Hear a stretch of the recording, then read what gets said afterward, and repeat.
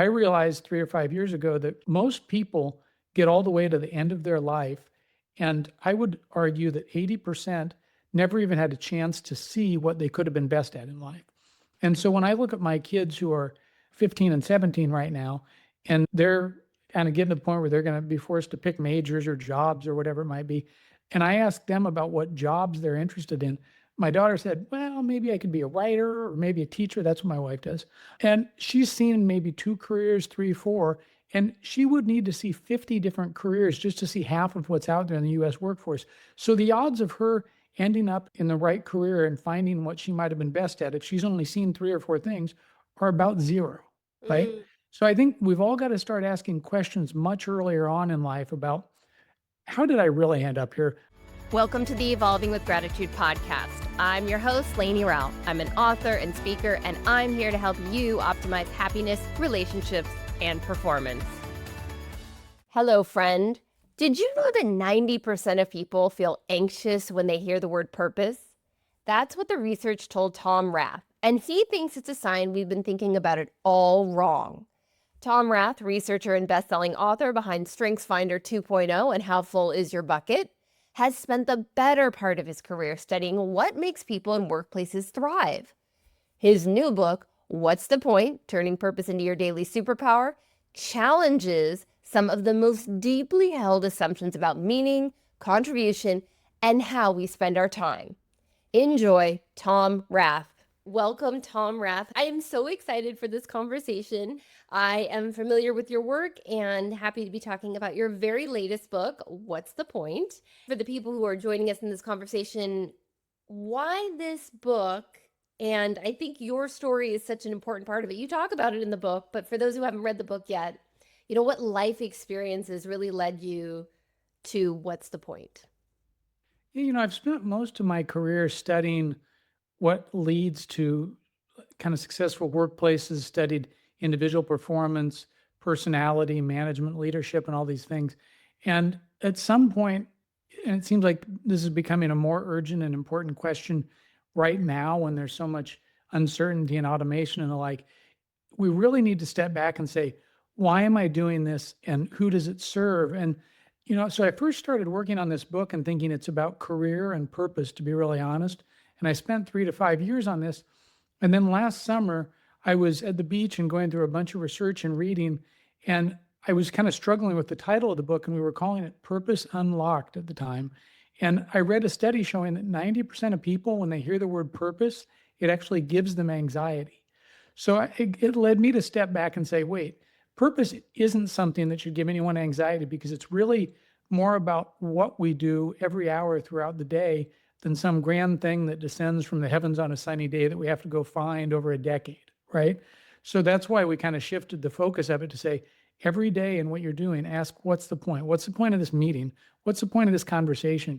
And when I think about my purpose as I've worked this through a little bit more, I'm finding huge purpose in sitting down with my kids at dinner each night and asking them really good questions and making sure none of our phones are out and genuinely listening to those answers. And I think it's really in those moments that we kind of build purpose over time, and it occurs throughout the day. So what's been kind of reassuring to me personally as I got into this research is that purpose is actually easier and more practical than I would have guessed when I first started exploring. Yeah, well, is it fair to say that your career and the direction that it has taken has been definitely shaped by early in your life where you were faced with more adversity than most people?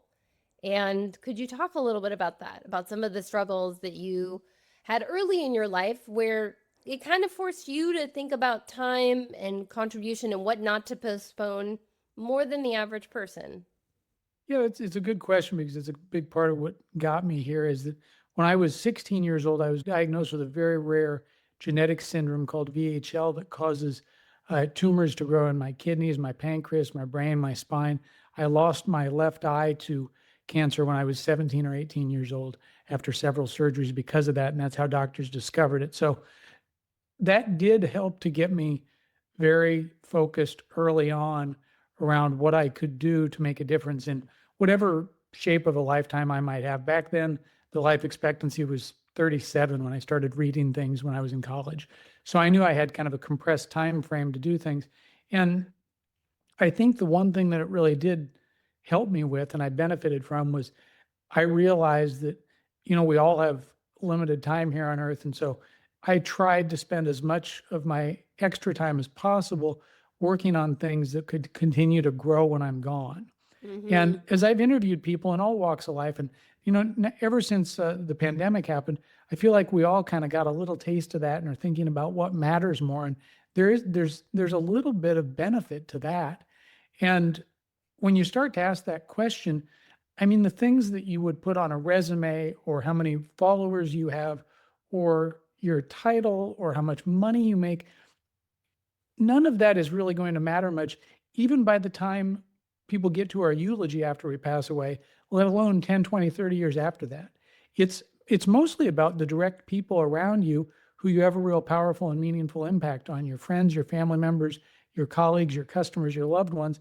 And then maybe you get to build something, a product, an application, a book, a business that can continue to grow for decades after you're gone. And so that's shaped a lot of my thinking for 20 or 30 years. And when you really get into what makes for a great career, I feel like the earlier in our life that we can all orient our daily work on what it does for others, the better off we do year by year. I appreciate that connection too. And like when we think about the pandemic, the fragility of life really came, that was the shared experience of the Mhm. pandemic that in my lifetime we haven't seen. And so something that you were aware of from a very early age, just how fragile life is something that we all collectively experienced during the pandemic. And to really put into focus, like, what are the things that we want to spend our days doing? And I appreciate that. Can you talk a little bit more about purpose anxiety and the little p purpose that you talk about in the book? Yeah, that's what was so interesting to me is, um, you hear all these things, especially from a career standpoint early on, about follow your passion and go through and figure out what your interests are and all those types of things. And I've realized that to some degree that's missing the point, because really your gifts and your talents and your strengths and who you are don't make much of a difference until they meet the demand side of the equation in terms of what other people need, what your clients need, what your community needs, what the world needs. And so if we're able to do more of a thorough analysis and look around and say, what do the people around us need? And then bring it back to what we can do each day. I think that's where you connect those moments with that little p purpose. It's not as intimidating and it's a lot more practical. And when you're able to say that I helped someone, let's say it's in a retail environment, who is struggling with a problem when they were trying to return an item, or whatever it is, if it's a nurse in a hospital who really helped a patient that day and he acknowledges how it made a difference and how much that meant to the family, then you come home, you have a little bit more energy, you're a little bit better parent, you're a little bit better spouse, you're a little bit better friend. And so what I've seen is that purpose is really built into those interactions throughout the day, but we don't do a great job of acknowledging that for ourselves. And most of us don't do enough of put enough effort into helping other people to see and realize that throughout the day as well. So I think we've got to kind of bake that into our daily routine, because um, the subtitle of the new book is Turning Purpose into Your Daily Superpower. And I think it kind of brings down to the practical pavement level these things about purpose being a big, every 10 years you have to find it, it's one thing. And also the superpower deal, where I would argue that both purpose and your superpowers are what you do that helps just one other human being today. Hmm.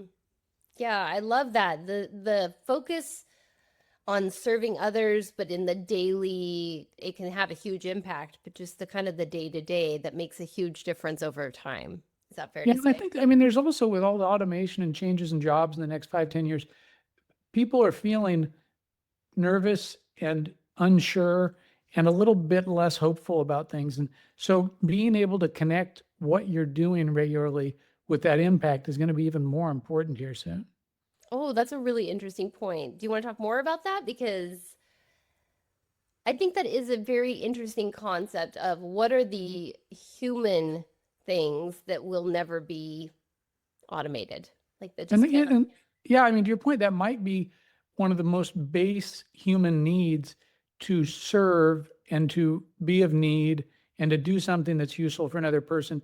And the world might be different 5, 10 years from now, where we don't have to spend as much time doing some of the things that we might not want to do as much on a daily basis today, but we're still going to have to find those little breakthroughs to make a difference for a student or for a patient or for someone who you're helping to repair something in their house, whatever it might be. And so I do think kind of an underlying common denominator will be those moments of connection and service just to another human being. And I guess just to be like optimistic, maybe overly so, but ideally we can leverage the tools so that we're, and I'm going to use some of your language here, maybe less reactive and more initiation. Is that fair to say? Like we're I really more love, yeah. a little more thoughtful about what we put our time into.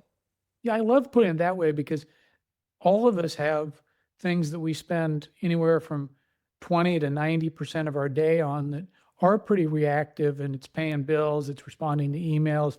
And we don't get to spend most of us don't get to spend a very high proportion of our time on things that really get us wound up and really make a difference for people. So if we can shift the distribution of that, even if it's less time per day, that might be a more enjoyable and meaningful work day than spending as much time as we do on accounting and expense reports. And that's, for me, those are the things I struggle with.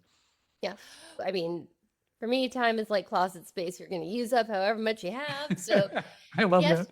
you have to be kind of careful, right? Like if you Right. do get to automating stuff, what is the point of that time if Mhm. you're not careful with it? Could we talk a little bit about time? Because I did love that that Mhm. was one of the themes in your book. And so can you talk a little bit about how you approach like even just a day? Like what do you do to think about how am I going to spend the time today?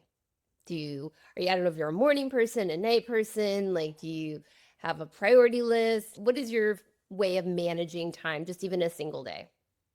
Yeah, because my time's been so seemingly limited and kind of threatened over my lifetime, I've probably thought about that too much. And so I'm militant about doing everything possible to make sure I get at least 7 or 8 hours of sleep, because I know that if I'm not able to do that, I am going to be at 60, 70% of my capacity for the next 12 hours, not just in terms of how much writing I can do or editing or whatever it might be, but I'm at 60% of my capacity at being a good husband and being a good dad too, when I don't get that one. So I kind of view that as the reset button on a computer or smartphone or video game or whatever, where I know I need to get that. And even if I have to budget 10 hours of a window when I'm traveling in order to get 7 or 8 hours, I make sure to do that so I can try and be my best. So it starts with that foundation. And then I've tried to be pretty deliberate about being more active early in the morning so I kind of get moving and get my mind and my body in gear and can be more thoughtful and energetic throughout the day. And then trying to do as much of my more creative work early on in the day and schedule my Zoom meetings with my colleagues and conversations in the afternoon when I'm kind of introverted to start with, so I'm a little more talkative and I've already gotten some things done, so I feel okay to have personal, meaningful conversations and so forth. And then I've learned from, I grew up around a lot of real hardworking adults who worked 300 days or kind of traveled 300 days a year or worked 60-hour weeks. And so I've been more cognizant with my condition and threats to make sure I disconnect and spend a lot of time in the late afternoon and evenings with my kids and family and get outdoors and do things. So um, that's my distribution of a day. And I'm pretty cautious about protecting times that are sacred, because I realize that time, far more than money or anything else, is the one thing that, as you put it, I mean, you can't buy more of it.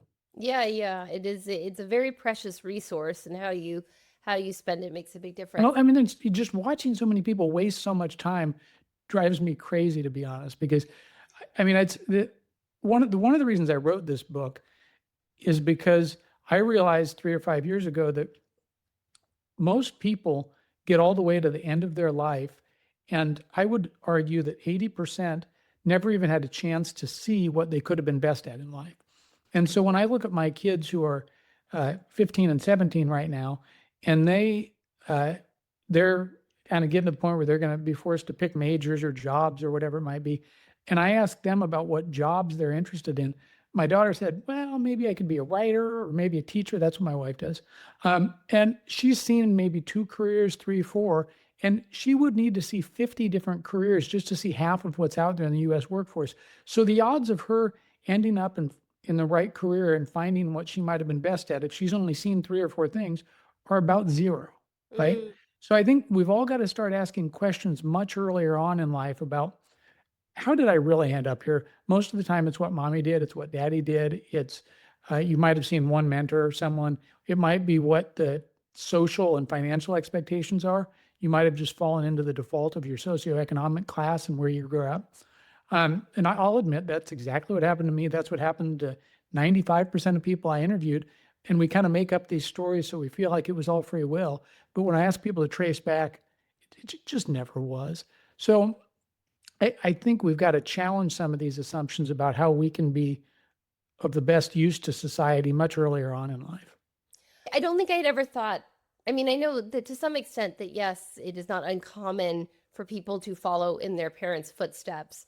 And I won't be able to rattle off the statistics in the book, but the way that you illustrated that so clearly, that we have really kind of just narrowed our potential path by the circumstances that we're in, the family and the people that we're around. So I really appreciate the idea of thinking much more broadly about what we might do with our lives. And yeah, I don't know. I don't even have a question for that. I just wanted to share that I actually really appreciated that point in the book, because I do think, and to some extent, I work in education, and we ask kids to, do these pathways, career technical education pathways, which I think are so good. But I think that there's also, we have to be careful that the message is not like you're going to choose this and you're going to do this your whole life.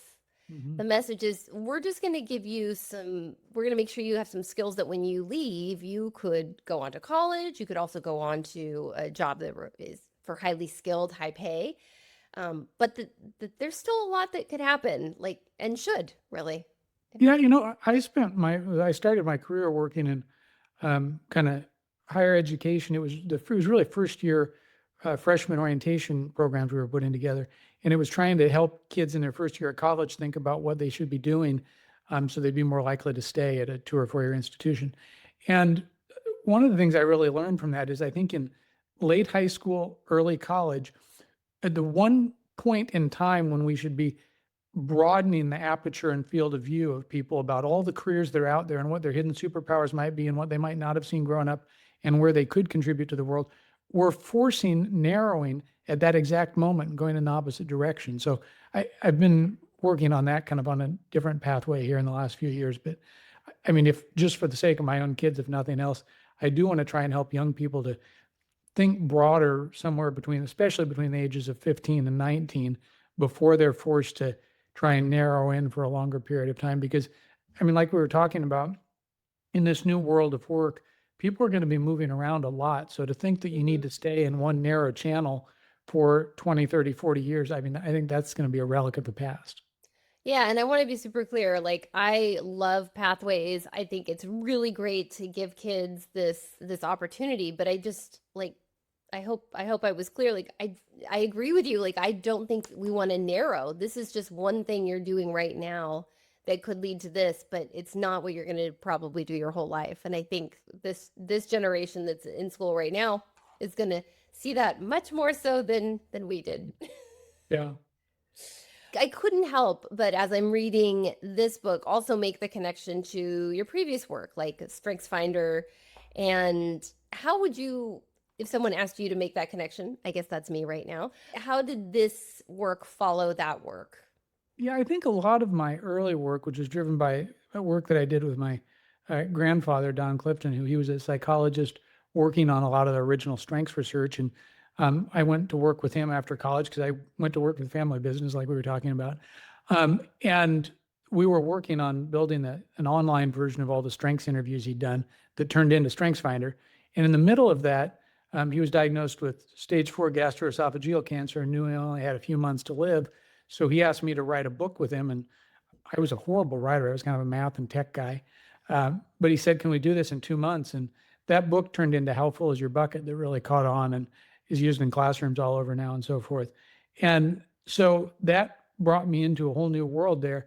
But a lot of his work, that's where a lot of it started, was based on how can you do deep diagnostics with someone to help them find some of their natural threads of talent or places where they have a lot of potential and things they could be great at in life. And so that was our first iteration of putting that together in a lot of that original StrengthsFinder work. And then as I've gotten deeper into that, I think that and a lot of tools out there have made a pretty good contribution to helping people all over the world to be more self-aware and to understand themselves a little bit better, which it's invaluable because so many people don't start out with much of that knowledge. And really what the StrengthsFinder work's done, in my opinion, that's been most impressive is it gives people a common language to talk together in teams and families and groups about what they do really well. And so that's, I kind of between How Full Is Your Bucket and some of that StrengthsFinder work, those are two of the things that's been most fun to be involved with in all of my career.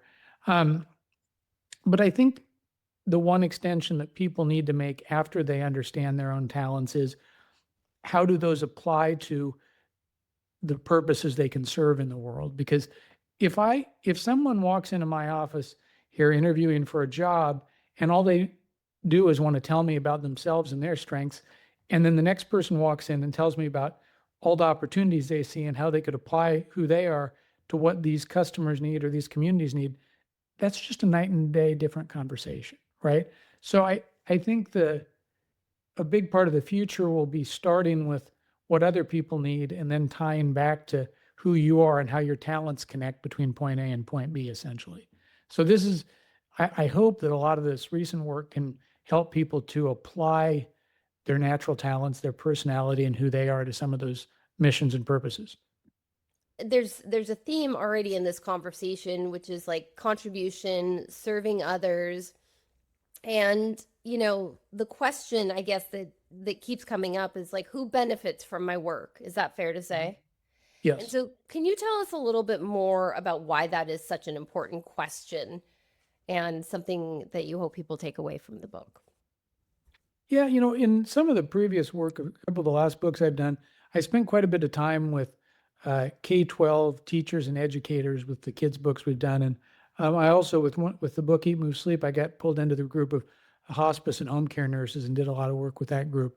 And both, I would argue from my kind of a heart standpoint, that those are two of the most admirable, amazing groups of people I've ever had time to work with, interview, and spend time with. And I would assume that in those lines of work, the inherent meaning and purpose is just obvious every day, and you don't really need to do much. And the exact opposite was true. So, you get more burnout among nurses and hospice and home care professionals than you do in about any other profession. They're poor at taking care of themselves, higher rates of diabetes and obesity and the like. And I was with my wife and one of her best friends who's in town this weekend, who's a K-12 teacher, and she was talking about how burned out she was with all the administrative hassles and politics and things going on in school. And I'd given her a copy of the new book, and she was saying, that's what I'm not doing a good job of, is just thinking about and connecting with the difference my daily work makes with the kids in my classroom every day. And it sounds so obvious, but yet none of us do a good enough job of making those connections ourselves. And I think especially for people who are managers or leaders or mentors, I've learned, sometimes people ask me, what's the most valuable strength out there? And the easy answer for me is that the most valuable strength and thing that you can do for any other human being, a loved one, someone you manage or care for, is to spot what they're doing that makes a difference and to call it out and to tell them that in great detail and to remind them of that on a day-to-day basis. Because, we all need that motivation almost every day just to kind of keep moving through and seeing if we can do a little bit more on a daily basis. Absolutely. And I also want to make a connection for contribution, how you talk about in the book moving from consumer to creator. And I think that we're not talking about necessarily the creator sense of like Instagram reels. Right. Although I make my share. But what does that shift look like? Why is that important to shift from consumer to creator? I almost didn't get into that in the book because uh, I was concerned that some people don't identify as creators, and that might not be a realistic thing to put out there for everyone, um, to be honest. But then the more I thought about it, I do think that there's kind of a continuum, and you could call it creating versus consuming, or you could call it, maybe a better way would have been initiating instead of just responding. Mm. But I think there's an enormous epidemic kind of rolling down the hill here, where uh, a friend and former teacher of mine, Jonathan Haidt, has done all the work on students and screen time and all that. It's made a huge difference in the country. And I think that's going to trickle into the workforce and our lives and our mental health in the next 10 or 20 years, where it's not healthy or acceptable or okay, in my opinion, to spend a majority of your time just consuming and responding and kind of doom scrolling. And I think it's going to be a huge challenge for all of us to try and wrestle as much time as we can out of that mindset on a day-to-day basis to contribute to something that's building and that's initiating and that's contributing and that's creating. And it's for all of us. I mean, for me, it's probably 5 times more difficult to do than it was 5 or 10 years ago. But at the same time, for every hour that I can spend creating and building things now, it essentially gives me a bigger head start on a lot of other people out there, because so many people are just sitting back and kind of letting life happen to them. Mm. And I think when you let life happen to you, my background's in kind of psychology and positive psychology. And when you let life happen to you, that's kind of the state that Marty Seligman talked about originally, called learned helplessness, right? So I think we've all got to wrestle to get out of that, no matter what our profession is. So it's a great question, because that might be one of the most difficult balancing acts of the next decade for people when they think about their work and what they do each day. Yeah, I think about when I go on social media, and I fail a lot, but my goal when I go on social media, to go back to a point you made earlier about like acknowledging others, is I think about Catherine Price was on here. She did the latest book with Jonathan Haidt, and she is very good about talking about, like, why are you grabbing for that device? Like, what is it? And so I've tried to get better about training myself. Like, if I'm getting on that device, it should be to share something, to learn something, or to show gratitude. Like, those are the 3 things that I try to do, because otherwise I'm just grabbing that device and I'm just going to spend the time scrolling and reacting. And I've never spent any decent amount of time scrolling, put the device down and go, I feel amazing. So good about myself, right? So I think that does all that's a kind of great tie way to together. think about it, though. Is, I mean, when you can draw those connections between when you go out and have a great conversation or dinner, or go for a walk with a colleague or a friend or a loved one, and how you really do feel good after that, versus the after effect of an hour spent consuming like that, right? So I think the more people can train themselves to have that approach each day, that's a good way for me to think about it. Well, like I said, I don't win it every time, but I'm trying. That's So great. I appreciate that. I appreciate that you did put the consumer to creator in there. And I think it's, not that we're obviously creating all the time, but I do think we have to challenge ourselves to shift and to move into that space, because we all have things that are of great Yeah, value. you don't have to go write a book or an article. You can just go have a really good conversation with someone you care about for a half hour. I mean, Yeah. that's creating, and that's a meaningful thing to do. Yeah. I love that. Okay. I'm going to come back to time, because I'm kind of a time nerd. I don't know if it's because I I love turned it. 50, but I just love talking about time. And so you're someone I want to talk about it with. Um, could we talk about time compression? How should that change the way we think about impact? Time compression. Yeah, that was an interesting kind of late part of the book research that I was working on, where, um, like you, I spend too much time thinking about time, and I just turned 50 in December myself, and it really helped me to kind of do a retrospective over the month that followed about um, what I've been doing, how I have been spending my time, and how I hope to spend my time over the next decades of my life, or however long I get out of this thing. And I think the time compression piece is important because there have been trips I've taken with my family where we go away for a week and kind of are disconnected and have great time with the people I love most, where I would trade that week for an entire year. And there have been moments where I've been so dialed in working on a book I'm really wound up about that I get more done in a week than I would in 3 or 4 months. And so there, and even we have moments like when I birth of a child, or like the time I mentioned before where my grandpa asked me if I'd write a book with him in 2 months because he knew his time was so limited. And I mean, I can still picture like the hotel we were in when he said that, and every day. And it's almost like he studied great athletes in this kind of elongated time with basketball and hockey players where like everything slows down. And I think we all have that. It's not just reserved for rare athletes, where there are hours that are more important than weeks, and there are days that are more important than years. And once you acknowledge that and realize that, I think it's a lot easier to say, hey, I'm going to shut everything off and spend the next 5 hours trying to create something that seems like a much bigger or more ambitious goal. Or I'm going to finally take the trip with my family and disconnect and tell my colleagues that and not respond to people about my day-to-day work stuff, and actually enjoy the trip that I spent a lot of money on and planned for, and do that. So I think we've got to get better about concentrating and maximizing time so that it does have that compounding effect. I don't know if it's because I'm getting older, but I've just become such a nerd about time and how sometimes it just feels like it's lost and wasted. And so what can I do to try and maximize it, use it in the best way? Yeah, and the other thing I'm realizing I get in this, I think time is wealth. I mean, if you said to me, what's important for your wealth, I would put time ahead of money Mm-hmm. in a hot minute, right? So I think people need to think about it that way, where, I mean, it's the one thing that's kind of limited and you can't create more of it. So if you need to figure out how to maximize it on a day, week, month, year basis.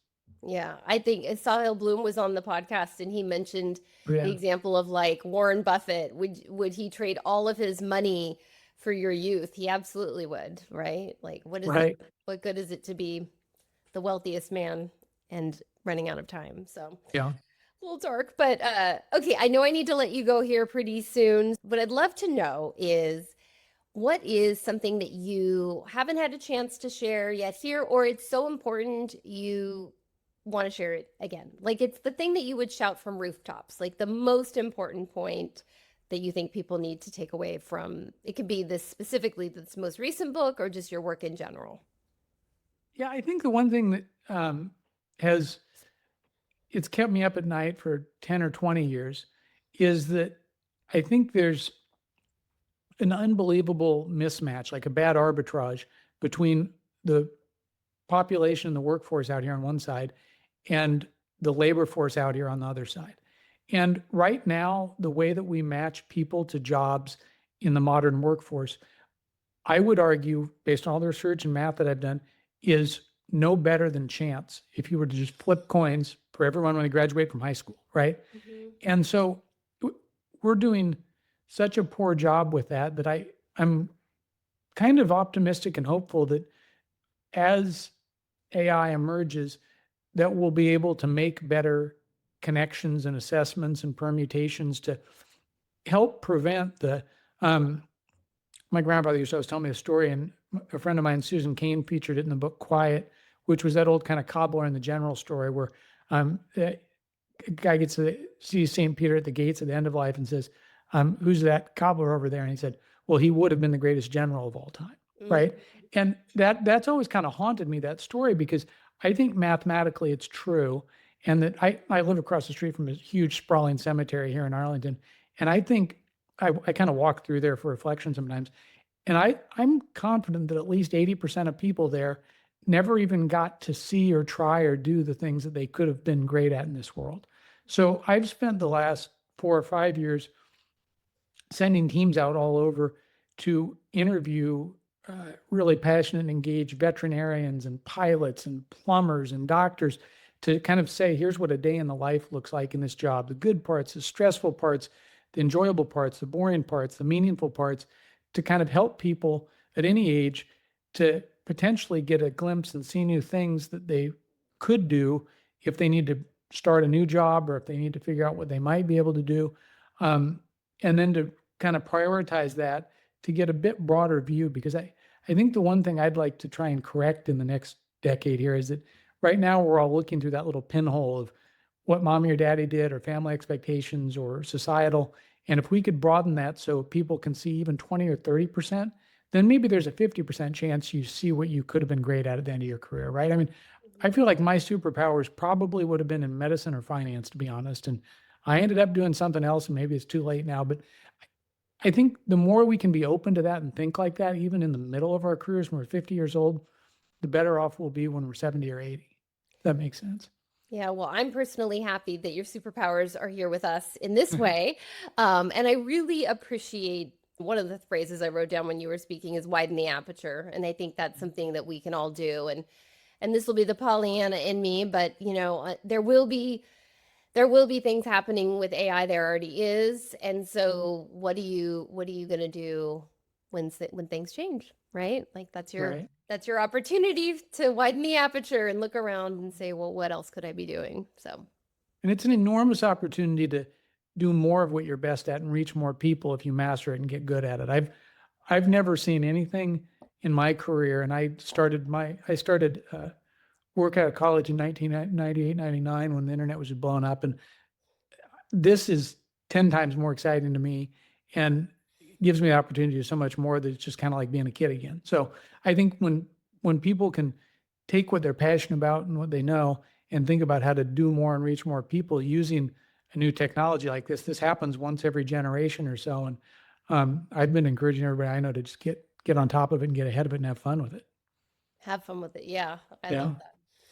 Well, okay, Tom, I know I need to let you go, but before I do, could you just tell us what's the best way for people to stay in touch with you? Website, socials, like where do you like to put stuff out there the most often? Yeah, tomrath.org is the best hub for all the books and tools and business stuff we've got going on. And I'll also be more active on x.com is my primary network. Okay. Can I ask you, I can cut this out if you don't want this in there. What is the relationship with Gallup? Because your books, some of them are Gallup books, right? Right. Yeah. So I started my grandfather, Don Clifton, I mentioned, a psychologist. He started a company doing these kind of talent-based interviews, like around 1969, 1970. And that company really grew into kind of a big business trying to get the right people in the right jobs, doing these person-to-person interviews.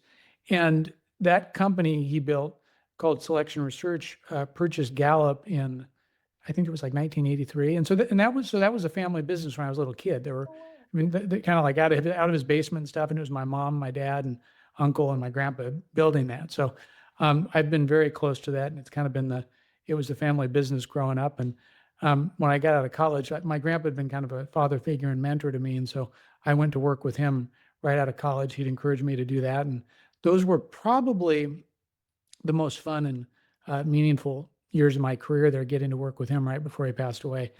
He was kind of in his 70s there. So that's been a blast, and it's been neat to see. I don't work at Gallup full time anymore, but it's been fun to see the big impact of all that work over time. I was talking with one of my friends, and she's an HR person, and she said Strengths Finder 2.0 is their Bible. Like that is like the most important, like that is what they're constantly pulling from, constantly referencing. So just thought I'd pass that on. That's cool. Yeah, it's like my grandpa and I used to, when we were building the first iterations of StrengthsFinder, I was kind of the IT project manager on it, and we'd get a report every day, and we'd always print out this piece of paper and run it back and forth in the printer about 100 people have learned their strengths now, and then it was 1,000, and he always said, someday maybe it could be 1 million before he passed away. And so to see that at like 35 million or whatever it's at, that's really cool. That's really rewarding. Well, appreciate you and all that you're putting out there, and so excited for the latest book, What's the Point, to get out there. And so we're recording before it's even on the shelves, but you can of course pre-order. So go grab your copy. All right. Well, Tom, thank you so much for your time, and thank you all for listening. Thanks so much. If you're grateful for this episode, please be sure to subscribe today. And if you're feeling really thankful, please submit a review and share with others so they know the value. One last thing. Please connect on social media using the hashtag evolvingwithgratitude to share your gratitude stories.